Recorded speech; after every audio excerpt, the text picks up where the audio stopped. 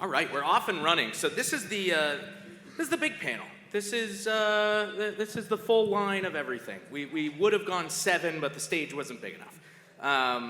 The idea is that we want to give you guys a behind-the-scenes look at some of the biggest, coolest, most innovative events that are taking place in this sector right now. So we're going to start with kind of running down the line and basically showing you some kick-ass videos, talking a little bit about how some of the content got produced, and then we're going to dig in deeper in terms of some observer workflows, some of the topics that got brought up, like how mobile and battle royale are changing things, how the dynamic of how to produce those type of events is just being created as we speak, and then we'll have some cool lightning round questions at the end. So. Matt, since you just got glorified as the biggest esports event on the planet by far, what's the last few weeks for you been like? Sure. Hey, everybody. So I'm Matt Donovan. I'm the manager of broadcast and technology for North America. Too neat. A little jet lag. Just got back last night. So, so November 10th was the finals culmination at Eicher Hotels Arena in Paris. Culminated 5 weeks of our Worlds tournament. Over 20 broadcast days, 4 different locations in 3 different cities in Europe. So Riot leans in pretty hard on the Remy workflow model, right? So we had upwards of 40 transmission feeds all coming back to different studios around the world. Riot's made up of 14 esports broadcast regions, so North America, LATAM, Brazil, Chile, Turkey, EU, Korea, China, right? So we take all those Remy feeds from location, whatever facility that we're at, and we go ahead and transport those back to, the majority is our Santa Monica flagship studio, and we go ahead and make a world feed, a clean feed that is distributed to the rest of the regions to go ahead and localize their own content in their own language with their own graphics and their own productions. So for the last 5 weeks, our teams have been working around the clock here in Los Angeles, working graveyard shifts, pulling all those feeds back to make the highest quality productions that we can for our fans. We utilized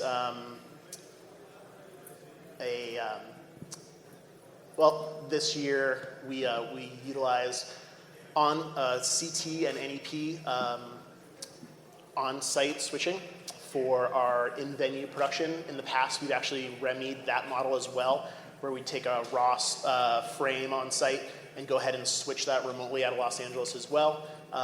We do teleprompting, tally. We utilized, even for our IFBs, we integrated with a CalRec RP1 and utilized IFB remote control from our EU facility. So really leaning in heavy to the Remy model to give our fans the best experience possible with the infrastructure that we already currently have at our main facility. Cool. Let's get a look at some of the cool stuff now that we've talked about how it got made. This is what peak League of Legends looks like!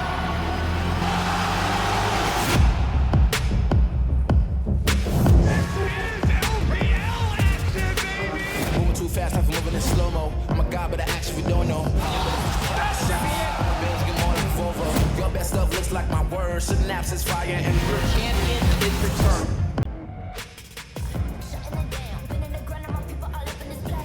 Fly, Phoenix, fly! G2 is heading to Paris. FPX, get ready. Welcome to the 2019 League of Legends World Championship.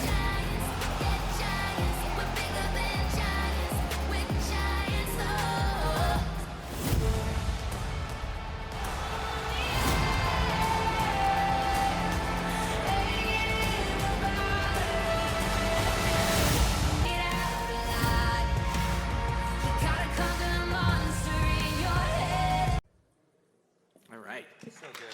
So good. And I'm sure you guys are already got Shanghai all planned out. You guys are all done, all ready to go, right? For 2020. And again, every year the opening ceremonies, you guys seem to one-up yourselves a little bit more with some of the cool AR, and hopefully we'll have some time to talk Yeah, the about that. HoloNet really shone this year. That was kind of a new twist for us, and yeah, the team executed amazingly, like crazy tight deadlines to bring all those elements together. You know, all the music that's created and the different partners that we work with. Yeah, it was. Yeah, thanks. It was Very cool. really Simon, ESL is as busy as ever. You guys, obviously, one of the pillars of esports from the beginning almost. So tell us about some of the cool events that you guys have been working on recently and what you guys have coming up. Yeah, hey, thank you. I'm Simon. Yeah, I mean, the past month, actually the whole year was a crazy ride. Focusing a little bit on the past month, end of July, we did PUBG Mobile Open in Berlin, a very unique center pitch concept, built around the cable cam, utilizing heavy AR.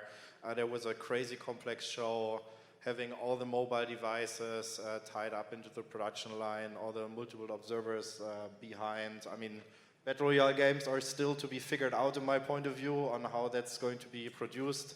And as mentioned, storytelling and so many aspects are really crazy and wild, but it's very interesting to focus and try out new things there almost on a daily basis. In general with mobile gaming, and in the bigger sense with Battle Royale games. Yeah, we just recently had ESL 1 Hamburg with Dota 2, where we also had other ESL events in Hamburg, focus on also bringing other projects, programs to our large-scale events. So together with Supercell, we did the Clash of Clans World Championships there to enrich the on-site experience. Basically try to meld together the esports movement, not just having one game that is very specific to an audience, but to widen that up and have that cross-entertainment also taking place. And obviously we also had ESL 1 Cologne in July, huge success, coming back every year there. I think this is probably also, in terms of emotions, the most impactful Counter-Strike event, I would say that there is. With a lot of legacy teams love being there, and also their statement is always, it's not about the prize money, it's just really there, it's the moment to win and to be part of that one event. We recently together with Intel announced Intel World Open, leading into the Tokyo 2020 games in Tokyo next year, heavily working on that. Tying into OBS, working closely there with the IOC together, which is a very different beast to tackle in many ways. Right. I had the honor already being part of Pyeongchang in 2018. It's an amazing experience, and I have high hopes as of Pyeongchang, as we are leading into the Olympics, walking around in the IBC, all the broadcasters getting ready for the games and all watching our feet. So yeah, going to be a lot of fun. There's live events, and then there's the Olympics, right? It's a whole nother story. So, let's get a look at some of the stuff you just talked about in the sizzle here.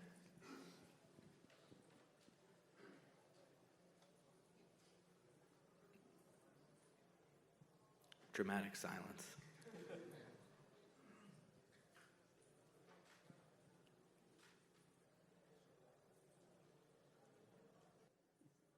Just imagine there's crazy audio. You don't need any sound or music for Counter-Strike. It speaks for itself. That's how awesome it is as a game. I can't help myself, really can't turn myself down. I'm in love with you, baby, but I let you down. I can't die in this town, I won't die in this town. Get your ass up and pass up your limits. Got these new rappers looking vintage. All I really do is eat spinach, count money up and hang with pretty women. I was driven, yeah, I had the vision, then Goon came along and made it vivid. Haters living cause we really living. I'm a freight train, you a Honda Civic. Again, we said double overtime isn't out of possibility. It's an unbelievably impossible, but it might be. As Nav walks outside, who confirms the second map for Vitality. When it all goes down, Tap on the bomb, spray through, smoke still down, he's nowhere else. He has to be there, he is so smart. There we go, it's Team Liquid, and that's what it means to them.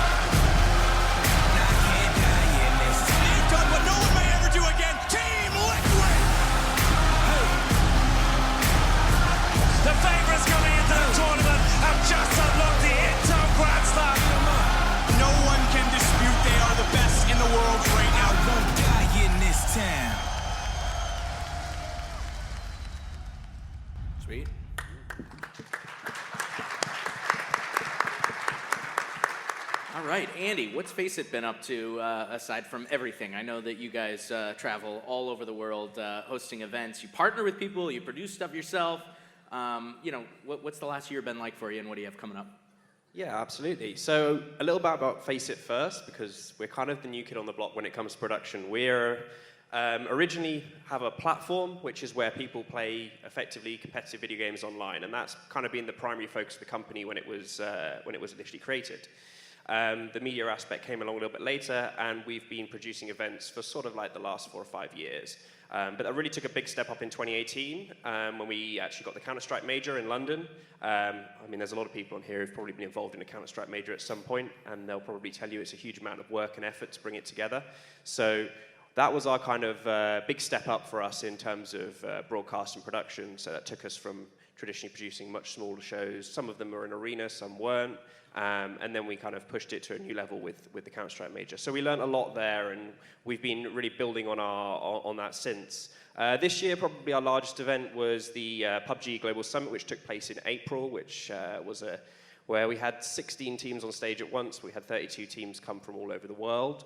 So that was a really big undertaking, and I think it was probably, certainly from my point of view, one of the better battle royales produced. We were really fortunate in some ways because actually the people who won the final game won the tournament, and they could have lost it in the final moments, which is very rare for battle royales.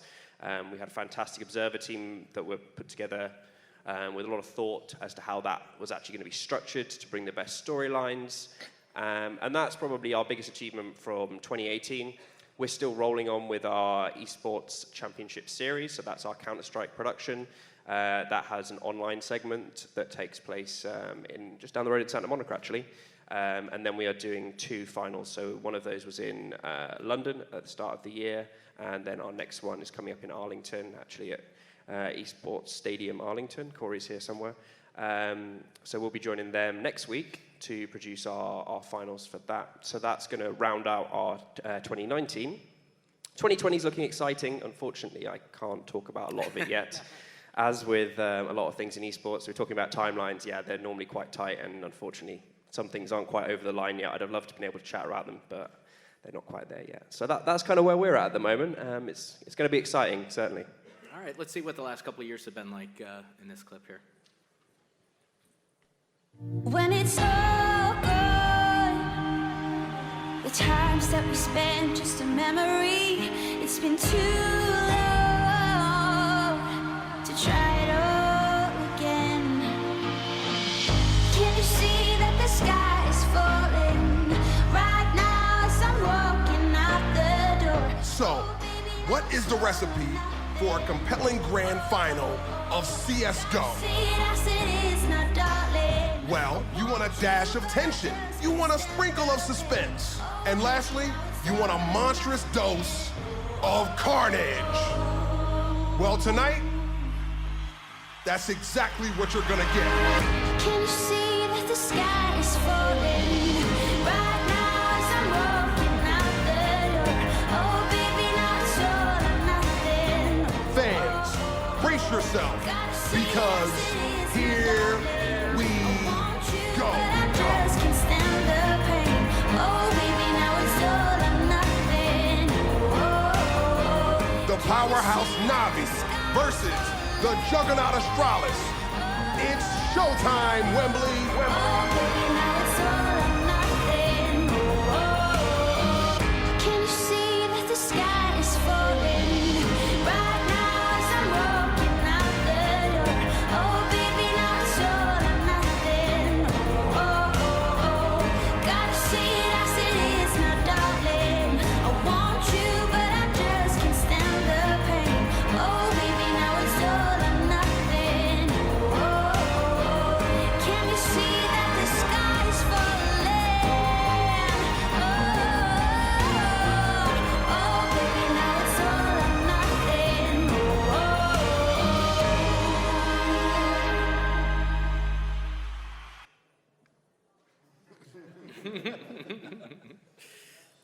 I definitely forgot about that. But there you go. That was the 2018 major. Cool, Mitch, everybody knows Twitch as the platform. right? But Twitch is trying to get a little bit more into the live production business, right? So tell us about TwitchCon, Twitch Rivals, and what you guys have been up to lately on the event side.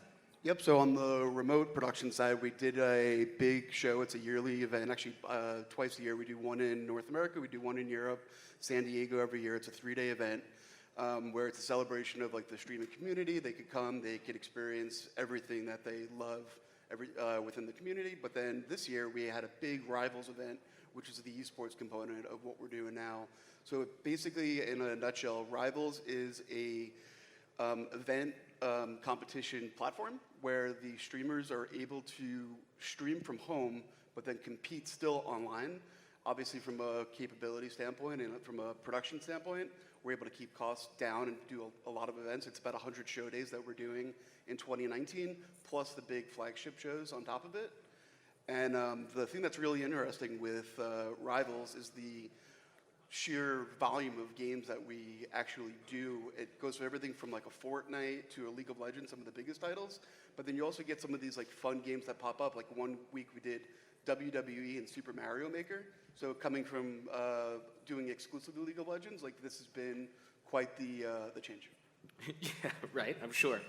And you got a video too, so let's see it.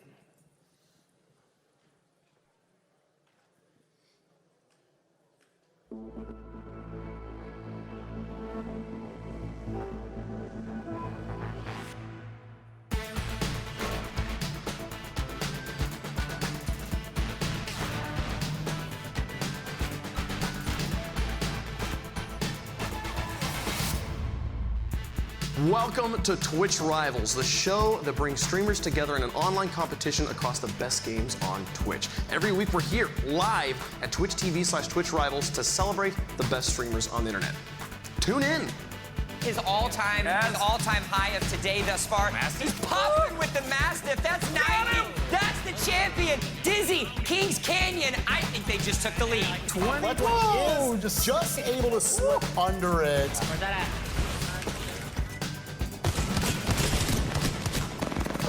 Oh my God, that was nasty. Oh, and they get themselves the W. Comes up with a fist. Goes over the legend. Oh my dominance. Have you ever seen? Oh my goodness. Oh my goodness. He needs one more. Oh, boy! The game! Baby!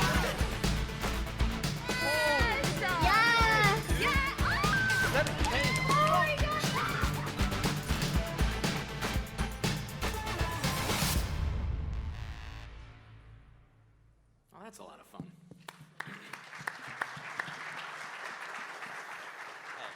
Scott, Do Not Peak Entertainment, a new entry to the market, but you are a legend in the biz. You and Jason Baker started this new organization just recently. So explain what Do Not Peak is and a little bit about your guys' background and what you guys are trying to achieve with this new venture. Sure. I'm Scott Smith. I go by Sir Scoots online. We don't have a sizzle reel yet. We'll come back next year with a banging one, try to beat League of Legends. Yeah, good luck with that. So Do Not Peak Entertainment is meant to be a location-based production company located in a badass production facility of Sneaky Big in Scottsdale, Arizona. Shout-outs to Ben Grafchek over there, who literally pulled me out of retirement to figure out how to come back and do cool stuff in esports. Jason and I go back 20 years into the world of production of esports, long before we even called it esports, you know. Taking a Dazzle capture card with S-Video and figuring out, okay, these guys use this for PowerPoint presentations. How do we capture a game? How do we talk about it? You know, and even before that, guys like Marcus Graham, DJ Wheat were shoutcasting. You know, they were figuring out radio protocols on how to get their word out and sync with your video. So we've been kind of pioneers in this space. We were the first guys to take the observing controls away from the actual talent on the desk. For years, if you were play-by-player color, you were talking about what you were seeing, but you were also jumping between players. You were the camera operator. That gets really hard to do. You know, you can't be talking about a badass play.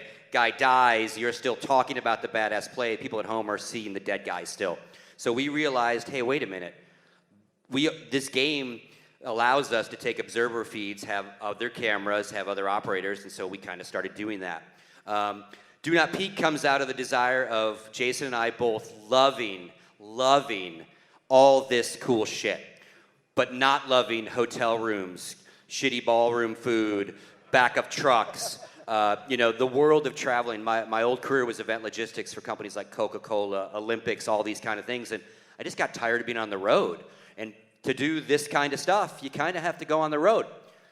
Enter Sneaky Big. Ben reaches out to me and says, hey, I've heard that you kind of know what you're talking about when it comes to broadcast and all that kind of good stuff with esports. We've heard that gaming and esports is something, as a production company, we should care about. The building is 15 minutes from my house. I'm like, sure, I'll come check it out.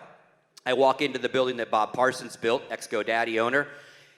I have never seen a more put-together little boutique studio facility in my life. And I've been to a lot of places, right? And the first thing that grabbed me was that they were Remying sports production, right? We've been Remying esports long before we even called it Remy, right? Like, I can sit at home, I can log into a Counter-Strike server, and I can start casting that match from my home, showing you what the players are doing, and talking to you. We've been doing that for 20 years. Obviously not on the level of Remy now, but esports allows you to do that, right? You can grab this action very easily from all around the world. Different games have different observer tools and all that kind of stuff. So basically between Ben and Sneaky Big, and Jason was freelancing at the time. Jason he was producer of the E-League series. He was the head observer, camera operator, and controller of all of Overwatch the first year. And he was freelancing for a bunch of companies. Again, great guy, tired of being on the road, liked Phoenix. So when I talked to Ben, I left going, yeah, maybe I'll consult for Ben, right? And out of that kind of first conversation led to like, hey, can we put a business inside your business? Kind of like the movie model, a production company on a movie set. And, we worked it out. The deal got signed, and Do Not Peak is literally months old. So we're still learning the building, learning all their cool tools, but 4,000 square foot soundstage, brainstorm system, like everything just leans into what we're gonna do, which is make our own content, original programming, weekly news shows, podcasts, all that kind of stuff, and then start helping teams. We're gonna build some team boot camp rooms so a team can come, their Dota team can boot camp for a week, but at the same time, to get paid, to make money, you need to make content with those players for their sponsors, right? So they can walk right into our sound stages, make their HyperX commercials, their Monster Energy commercials, whatever they need to do. Then once those boot camp rooms are done, you can also knock on Simon's door or any of these guys' door and go, hey, can we help you with a show match? Can we take your B stream? Can we do, how can we be additive? Again, we don't want to get on the road and compete with anybody here. We want to figure out how we can help. Pre-games, post-games, extra shoulder content. And again, just when you think you're out, they suck you back in. So yeah, that's Do Not Peak Entertainment. All right, so we got some more content coming out from you guys over the next year. So we'll check out the 2020 event. Andrew, NGE, white label offering. You guys have produced some of the largest events that were talked about in the opening presentation. A little background and some of the cool stuff you guys have been up to. Yeah, so I need some coffee or whatever you're drinking, man. That energy. I drink level needs to esports. kinda I drink come esports. Come over here. So, my name's Andrew Wagnitz. I'm the director of broadcast and technology for Next Generation Esports. We're a white label production company, specifically here in Burbank, California. We have 2 studios. One in the last year we just built out, so 6 new sound stages, state of the art, to help partner with publishers and vendors that want to produce content. So a lot like FACEIT or Do Not Peak, we're adding on to publishers on things that are a little outside of maybe what they feel comfortable doing every day, or things they just want to try and then progress. But we kind of take everything under our belts and just make it happen from the expertise level. So here locally, we've kind of started partnering with some of the third-party vendors. So we start looking at your Game Creeks, your Bexels, your NEPs. You're trying to leverage those partnerships to help publishers get things that they normally wouldn't be able to achieve. And so that's kind of the start off there. As far as 2019 is concerned, we've done a lot. I don't like to think back. It's kind of a little trauma when we go back and think of all the different productions we've done. But honestly, millions of hours of streamed. There's the partnerships on location, remote broadcasts, to just in our studio. We're running probably 100 to 150 hours a week in our studio of content creation for different publishers, and it's a lot. We're excited to keep progressing, and so that's kind of where we're at. I mean, tell us a little bit about Fortnite World Cup, because it was a pretty badass event. You know, I mean, we heard from Matt on that end. Let's hear from you on this end. Fortnite World Cup was definitely a special project. We've been working on that it was probably about 18 months prior to the event. Lots of site visits, lots of changes, things that had never been done before in regards to 100 players on a stage. It's 100 PCs that can break. That's 100 network cables that can go wrong. That's, how do you get that remote broadcast from an observer standpoint? How are we telling a story? What do we need to capture these feeds, to the camera coverage, to making a spectacular live event as well as a broadcast event, which is very complicated in the esports world. How can you make the same viewing experience that's happening in the building and then also on broadcast? And so from the whiteboard stages to the stage design to all the way, I would even say the AV companies, the LEDs, every pixel, mapped, accounted for what content was there at what time. It was an extremely detailed process, and to kind of, I'm not gonna lie, we learned a lot of things. There's when you pioneer and progress past stuff, you learn limitations of equipment, you learn limitations of just personnel.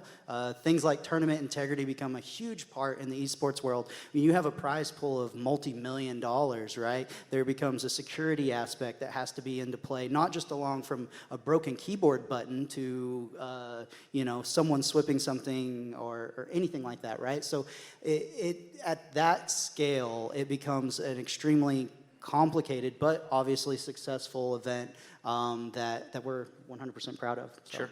Very cool. So one thing that I think when you start digging into the live esports production sector that you realize immediately, and it's happening across all live production, but especially in esports, is Remy is so prevalent that it's just a must, right? I mean, especially since a lot of these organizations have a greenfield opportunity, not necessarily legacy technical infrastructure. You guys are really embracing the Remy model. So Matt, I'll start with you guys, because I remember the first time that I think it was a mid-season invitational event, and you were throwing out numbers coming from third world countries about feeds, and I was just shocked, just amazed, because coming from a ESPN, CBS background type thing, it's just not something that you would imagine. So how has Remy made a difference for you guys? Why is it so important for you guys, not just from a workflow, but a business model standpoint? Yeah, I think because esports operates so globally that it's important to be able to interconnect and give people all the freedom that maybe they would have on site. So I think the mid-season invitational here that Jason's referring to is just this last year in Vietnam, where we built our Remy model. We've been doing Remy at Riot since 2012 using the Evertz ATP product. That was using 10 gigabit Sonnet OC192 lines, which increasingly became more expensive to procure at certain venues. And so when we were looking for that next iteration, we looked at a technology that would be that we could go more compressed, right? So we didn't need 10 gigabit lines to send all the feeds that we needed to. So we went to a model H.264, which had the option for some packet reliability. So we ended up choosing Haivision, which had the SRT protocol. So if we needed to have transmission over an unsecure network, we would be able to service that and sustain some packet loss, but still have a low latency, right? So that low latency, because we're doing the Remy model in Santa Monica with our flagship studio there, we're calling cameras, we're running prompter, we're doing all those things. We need that latency to be as low as possible. Now, for the most part, we do have secure point-to-point, MPLS, VPLS, quality lines.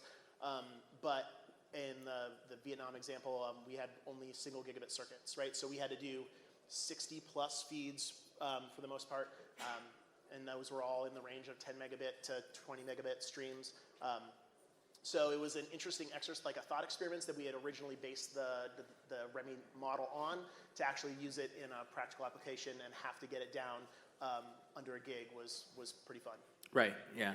Mitch, you guys are kind of building the entire live Twitch model around Remy, right? I mean, and how is that enabling you guys to create more content that just wouldn't be possible? Just the ability to have the streamers be able to stay home. Like, their primary way of making money is actually streaming. The prize money is definitely a nice delighter, but them being able to be in their home base, still be able to stream on a constant basis, and maybe just carve out 3-4 hours out of their day to actually compete and build their brand even further. And then Rivals will hopefully not only elevate the existing streamers that are pretty large, but start creating a mechanism for up-and-coming streamers to be able to get on the platform and literally start building up new profiles in the space.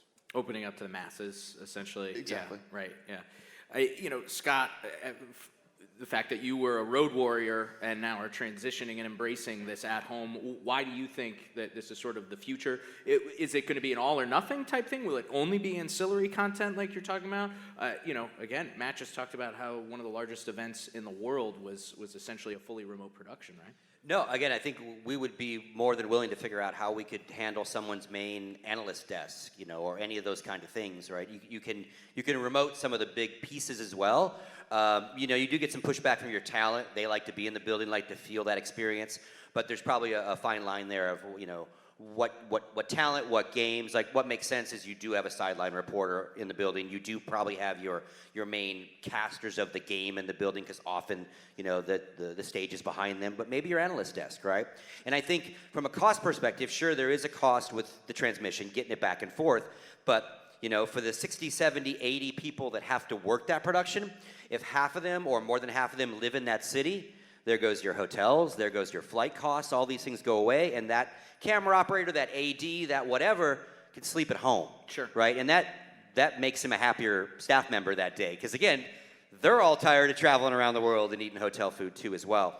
Again, I think we've been doing it forever, and where Ben sold me on it is when I walked in, they were in the middle of Rest in Peace, the AAF football product. Whoa. Yeah. Are we okay talking about that Yeah, I think now? we can. Is that I think we still can. an Ben, open are we wound? hurting you, Ed? And again, he was like, yeah, we're about to do a football game out of here. The pregame, the postgame, here's our desk. It looks like an ESPN set. They're not in New York. They're right here. And he shows me that, we're flying sky cams remotely too. And I'm like, okay, well, if sports can do it, because we've always nodded to sports, because we're sports, right? So we've always looked at their production values and went, well, we want to do that. We want to do that. Now, thanks to folks like this, they're looking at us, right? And I think that's an amazing flip, right? They're looking at what we're doing. Yep. Hopefully out of the building, again, they're expanding, so we're expanding, hoping to do whatever someone wants to hire us to do. Right. Simon, you guys are all over the globe, so I would imagine that Remy is a must in certain situations, right?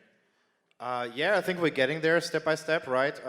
Most of our events, when it comes down to group stages, that we usually already play out in hotels, conference centers, in the same city where we then have the playoffs or the final event. That's mostly done remote already. But there's still a lot of stuff to be figured out. And I think especially for ESL, where we have the biggest question mark, we have talent across the globe. And for us, I think it rather will turn out to be some kind of distributed production in that sense. Sure. Docking on the individual puzzle pieces that you need to unify into one production workflow. And let's see how that will turn out in the future. But it's definitely interesting, and we want it, and we will get there. Okay. With the time that we have, I want to dig into the core of every esports production, right? And that's the observers in the observer room. So, Andy, let's start with you. How have you kind of seen observer workflows evolve, and how much do they differ, from game to game? I mean, at an event like a Battle Royale for a Fortnite, how big was your guys' observer team for that? It was like, I think, around 40 people. Versus any other format. So, take me through the workflows, like, for example, the CSGO Major versus, PUBG last year, obviously two very different titles.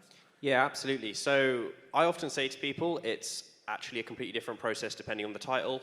It can change from literally same games which are battle royales. We almost always approach it from the ground up. So we don't start by going, oh, let's work out, or we normally have 3 observers, we'll have 3 again. We start by taking the game, looking at what are the core philosophies of the game, and then working it backwards. So we need to know what we want to show and what our core aims are to build storylines throughout the game. And then we'll work that back to try and work out a process that will work, which isn't always having a lot of people, but sometimes is. So for a game like Counter-Strike, it's actually got really good spectator tools built into it. It's got fantastic camera planning. You can basically map a jib movement and then bind that to one of the keys on the keyboard, and you've got fantastic tools in the game. But something that's just been released, the developers often don't think about these things until a few years afterwards when they realize it's going to actually be an esport. They don't tend to build it from the off. So we actually have to adapt, and maybe for PUBG we have examples where we've used an Xbox controller to get that perfect sort of camera movement because it offers better choice over the keyboard. So we really take a step back and take a look at what we can do, what the restrictions are when it comes to what we're actually broadcasting. So if it's something that we have to, so we did an Apex tournament early in the day, and that involved ingesting all of the Twitch streams and then rebroadcasting them because that was the only way that we could get the player's point of view. So for that, it means we have to build some kind of custom solution from scratch or work out some kind of way to integrate all of those into our regular broadcast workflow. So actually, it's a completely different process for every single title, and that makes it really, really complicated, but also something that we have to consider very, very carefully at the start of the project, basically. Right.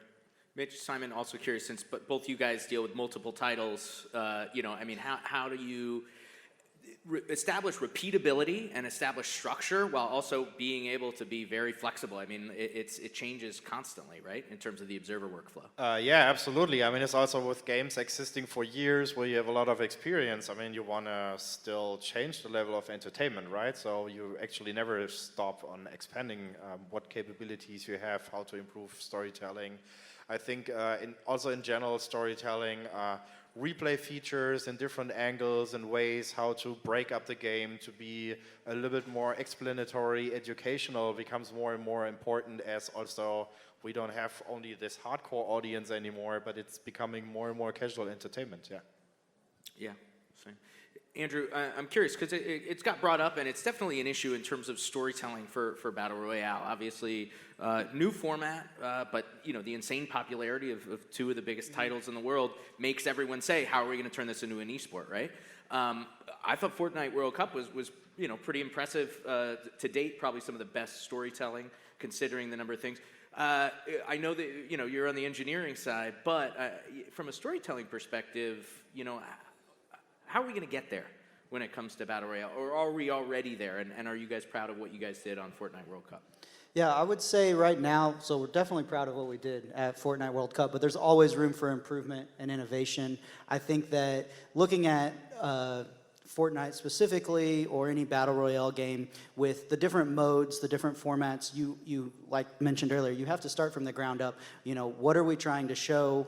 Battle Royale is specifically with I don't know how many people actually know all the different elements, but there's tons of little battles that are going over the whole course of the map. And so trying to cover and tell a story that's happening, a good tangible for the traditional sports people, is a lot like golf, where you're sitting in there and you're covering hole 17, you're covering hole 14, and you're trying to build a story around the whole day. And so looking at that match, we're telling a story that says, hey, let's go focus in on these players, let's come out and see, oh, this was a great kill or elimination, or however the aspects are there. But for a storytelling perspective, the big hurdle right now is how to educate people that are watching the story. And some things that we've done is, it's hard for my grandma to follow along on Fortnite versus maybe other games. And so how can we simplify maybe some of the information that's being passed or telling a story? And so for what we pride ourselves is we collaborate with the publishers and say, hey, can we get a tool like this, or can we maybe change the UI and make some adjustments? And that's where I think a lot of the success is the back and forth as being the broadcast experts and saying, hey, this is going to help tell a better story, and then the publishers also being able to listen and make the adjustments for the viewer. Yeah, when I met with you guys and you made the golf to Battle Royale analogy coming from a traditional broadcast, that's where it clicked. So for all the traditional broadcast people in there, it's just like golf with a front nine and a back nine, and you have certain teams dedicated to featured groups and all that kind of stuff. It's very hard to juggle, but it's possible. Let's put it that way. Yep. Scott. Yeah, I just wanted to add, I think one of the issues Battle Royale has to figure out is unrelated to what these gentlemen all do. It's the actual format of how you win the game, right? Because they're often point-based. So no matter how great the production is, you do it like golf, so you show all the action. There's no oftentimes perfect winning moment, right? They have to go back and add up scores because they played for 8 or 9 rounds. So part of the challenge in that genre is figuring out how you tell an exciting story of the winner, not a, oh yeah, you won 12 out of 22 matches. Because we've had a couple Battle Royale big events where the desk has to literally say, we'll be back after this break. We have to tabulate the scores and tell you who won. And that you lose that trophy moment, right? They're getting better at it. Again, brand new genre. So it's how you cover it, how you tell the story, but what is the sport? What are the rules of the sport? That has some tweaking still to be done, I think. Sure. Mitch? I think from like a tool perspective, what's going to be really interesting going forward is as these publishers are building these games from the ground up, that they're going to start thinking about, okay, what tools can I do in the code from the beginning that'll help tell the story better? Like if golf, you were putting cameras in the flag sticks, like something along those lines. But having camera tools to tell the story and continue that narrative, I think is going to be really interesting going forward. Right. Well, it helps when you work for the publisher, right? I mean, you have an API that you can tap into, and that does bring up, a point that I'm always fascinated with live esports, and that's how data drives, your guys' show, right? You don't have these measly humans running around a field. You have a direct plug-in. It's all ones and zeros when it comes down to it. So, can you speak to a little bit when you guys are doing LCS or a big event like Worlds? How do you utilize those data feeds for automation, for just making sure that the show goes faster and is a little bit better? Yeah, I think that's something that we've gotten better at Riot in the last even 18 months, probably. Automating callouts, so for big objectives like Baron play, Dragon play, even showing, integrating the API tool, like the JSON file, into our Viz and Ventus graphic systems, so that we can go ahead and show damage graphs like just instantaneously after a fight, or like big callouts on the LED for when one team takes Baron in a close fight, so instantly who got it. Has kind of been something that we're looking to develop, and kind of storytell even better. Right. Anybody else on how you can use those, instant catches when you're at an event and the latency between something happening in the game and it lighting up in the venue or it lighting up in the broadcast always amazes me still. But a lot of that's automated, right, from data feeds. Yeah, and I think Counter-Strike again is like one of the grandfather games, so it's done a lot of things right for a lot of years. Again, we talk about observer tools. We had one of the best ones 20 years ago. Developers, you should look at that kind of stuff, as he said. One of the things that started to happen in Counter-Strike several years ago, kind of when Go comes out, the majors start happening. I think DreamHack might have been the first, but they jacked into the API of the game and then turned it into triggers for stage stuff automatically, whereas a guy might used to trigger the bomb lights flashing. Now, as soon as that bomb gets planted, it talks to the lights start flashing in the venue, the bomb goes off, the pyrotechnics go off, all automated, right? Let alone the stats and all the other stuff that comes straight out of the game. You're adding to the show now, not just informationally, but also the wow factor without a guy going, oh shit, I missed that cue, right? And it's just, again, it's seamless now, because it's right when it happens, so it's perfect. And the demo that you guys are working with, that's a must, right? I mean, they are not okay if anything is slightly behind. It's just ingrained in their head. Oh yeah, they will go to Reddit. They will go to everywhere. they will eat your lunch. Right. Anybody else on how you can utilize triggers from the API? Yeah, so Scott's definitely right there. The big change came with Counter-Strike just around when DreamHack started doing it. They actually added a basic API that spits out the game data, but it does it for each individual observer, which is quite smart because it means that if you want to run one that's on a slight delay, you can also do that as well. We've actually taken it to a different level. We've actually brought all of the information out of the game and we put it on our large LED screens rather than having in the game, and then we remove it from the screens in the venue, so you actually have a better view of the show, a better view of the game, of what's actually going on, because all that information is on separate screens. We can't do that at home, but we have built our own customized HUD, so we can actually just make the game look exactly as we want it. So if there's something we want to draw attention to, we can do that. We built our own mini-map for it as well, which means that it actually zooms into certain parts so that you can you get a little bit extra fine level of detail. But all of the tooling that we built for this, we built it in a way that we can actually just plug a different game into it and write a slightly different parser for it, and then we can apply the same stuff to different to all the same show control protocols and stuff like that. So we're ready to do it with another game. We just need the developer to jump on board with us and make it happen. Cool. If there's questions out there, raise your hand. We got a mic in the background I'm going to ask, but there's one in the back there. If somebody from SVG can grab my mic, thanks. I did want to just address, the challenge that I'm always amazed that it just is ingrained, so you just do it, but that separation or lack of separation between venue production and broadcast production. It's the biggest difference between a traditional sports production and an esports production. The idea that you guys have to be thinking about both, and yet it's the same control room, it's the same crew. So I'll throw it out to anybody, but what are the main challenges that come with that, and how do you kind of deal with that duality, even though it's the same show essentially, right? I mean, Go ahead, Matt. I'll jump in there.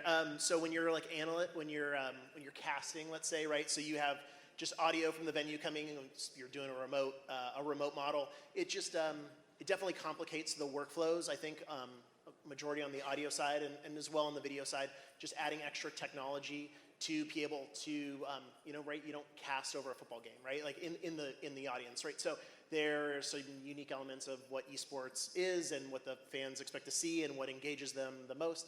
And it definitely does change those workflows. And audio specifically jumps out to me as Audio's the big tough one, right? Yeah, have to track local versus what's coming remote, and making sure those cues are right and people are tracking the right feeds. It definitely adds a layer of complexity. And I think the other big layer, again, it's like going to a basketball game live, but you've got TNT in your ear, like in the venue, like giving you the exact same calls. Where it gets, I'm a player advocate kind of guy. You get into a competitive integrity situation. Like if you did do that with a football game, the football players would not be hearing any secrets, anything that would change the integrity of the game. But if a Counter-Strike player can hear the broadcasters go, and the last guy is hiding in the B hallways, that's cheating in a way, right? So then you get into conversations about how do you muffle them so you can still have that experience for a fan in the building, but you isolate the players' headsets. They usually wear earbuds and a helicopter-type headset with white noise, or the big events put them in kind of soundproof booths to at least muffle that sound so they're kind of in their own environment. Because again, we are a sport, so the most important thing to what we do is the competitive integrity of them playing each other. And it'll pop its head up every so often. We also get into situations where we still haven't solved. I can look right here, and Jason could hold a sign up, right? And one side says go EG, and the other side says go liquid. That's a code to me that we've figured out, right? So we've got some things we still have to worry about, but I don't think we've had anything major happen yet. But again, as money goes up, as fame goes up, people take steroids to hit baseballs, right? So we just have to be careful of these things. And the audio in the room and the show in the room, like we've had players turn and they can see the big screen. Well, now they know what's going on too. So all those things are an extra worry when you're building your stage, when you're doing your audio, floor plan, so to speak. I would love to have an experiment where we did it like a basketball game, just to see if the fans actually in the room need the same experience that you get at home, right? What it was like, EG, rings around, like more subtle. There'd be a revolt. Yeah, I think it would be too hard to do now, but because we've trained them that they get the same show. Yeah. But it would be an interesting experiment to go that way with an event. Well, that's a huge piece too. Is just the fact that your guys' event planning and the broadcasts are so intertwined, right? I mean, it's amazing to me. It's as if if ESPN planned the football game, right? It's pretty amazing. But I think we got a question in the back somewhere. So we know that latency is the bane of everybody's existence, especially within REMI production. What is the level of tolerance, the amount of latency you guys are willing to deal with for these type of events? And are we seeing, the world of gambling now impacting some of esports and what you're able to do from a REMI perspective? I think in general, as most of the workflows are so complex, right? And you have commentary in the venue, and it needs to be super low latency. That's super important in that case. I mean, gambling is another portion, right? I mean, how you transmit, usually I think we all, for years, are doing delays. It's pretty common. I mean, sometimes you even have a betting partner as a sponsor, and that obviously then includes that the betting partner gets real-time data and you delay to audiences. Yeah, I think from my perspective, it's like the difference between a contribution and a distribution, kind of like two elements to that question. For the contribution standpoint, for the production teams on the front row, right, to be able to call cameras and have, in respect to that production latency, we like to be under half a second, which is pretty significant, right? I think, and that's on a compressed model. There are certain feeds that we utilize J2K to make sure like the observer feeds are coming back to maybe an on-site caster so they can cast it quickly for the audience and then get audience reacts. Otherwise, things just get super delayed and kind of almost feels a little removed. And then from the distribution standpoint, I mean, we are syncing everything to the lowest common denominator, which Twitch, YouTube, puts us around 20-ish seconds, I think. So that's the latency for distribution. Mitch or Scott, since you guys are heavy into remote, I'm curious where are you guys at when it comes to latency? Do you think that's acceptable, I guess? Yeah, I mean, just as a gamer, like latency is bad. like you whether you're playing it or transmitting it. So again, the idea, and I think as technology keeps getting better and companies keep coming out to help you with that end-to-end distribution, it's going to get tighter and tighter. But again, as Simon said, you often will have a few different timings, and you just delay to that common denominator, and then you sync to that. Sure. Yeah. And I think just overall for the production teams, it just takes some reps just to get used to the workflow, and you do it enough, they'll get used to it. Right, cool. So quick lightning round question for you guys. It was on your prep sheet, but you maybe didn't look at your prep sheet, so you might get blindsided by it. But we're here this time next year, 12 months from now. Every year it seems like there's exponential change in this industry, right?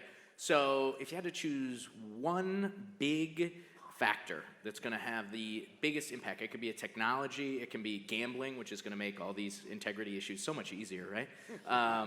It can be rights deals, can be a commercial factor, anything along those lines. What's something that you think is going to change your guys' life in the next 12 months? And I keep talking because, Matt, I want to give you a couple more seconds to think. And now it's your turn, Matt. Go for it. Sure. I mean, there's a lot to unpack there. I think from an internal perspective, we're looking at 2110 for any new studio builds or whatnot to kind of embrace that technology. And we did a bunch of 21 testing, J2K, JPEG XS, and some more J2K acceleration this past Worlds. But internally, I'm looking at 2110, and then externally, I think just anything that engages fans more. So just to give them more perspective, we rolled out a ProView tool, which allows our fans to look at any of the computer screens to direct our own viewpoint. And so I think anything else that just engages on that interface level. Awesome. Simon, quickly. So I'm going to be crazy. Perfect metadata from every game. Sure. That will make me very happy. I think, and there was also something that was mentioned during the IBC panel, I guess. It would be so awesome if we find ways with the publishers together that we don't have to grab the PCs anymore, right? Mm-hmm. I mean, we are living in a digital world. There needs to be a way that we render it somewhere else, but not on a classic PC. I think with observing workflows and everything, this will really change the world, and this can have a huge impact also for the audiences on how this moves on. Cool. Andy. I agree with what he just said, but also I think mainly distribution platforms and where we're going to see stuff popping up and the tools around that. There's been a lot of change in terms of how people view stuff.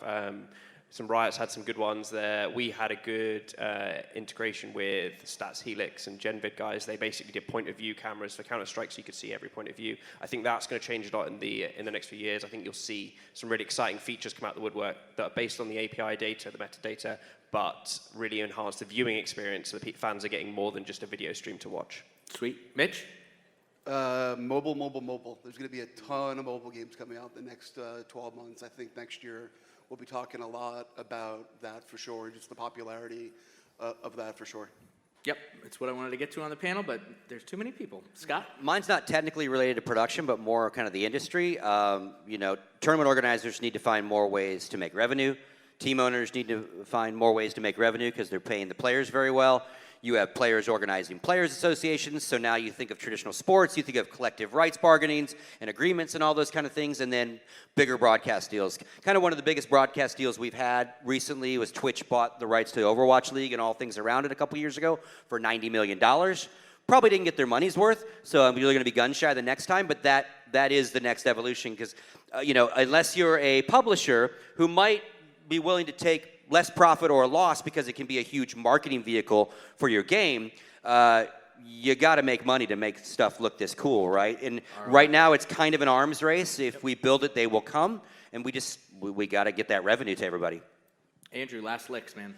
Yeah, I think this next year we're looking at a lot more observer tools, storytelling tools, things to help production do a little bit more and get more. There's a lot more attention now from mainstream media on esports more than ever, and so I think getting better ways to tell stories is definitely one of those things that'll be growing. Sweet. All right, SMPTE ST2110 IP move. No more PCs on site. Let's get rid of them. Let's figure out how to virtualize, enhance viewing experience, mobile. ROI and figuring out how to make revenue, and more observer and storytelling tools. Guys, we got out of here in under an hour flat, so thanks very much. Appreciate it. Good talking.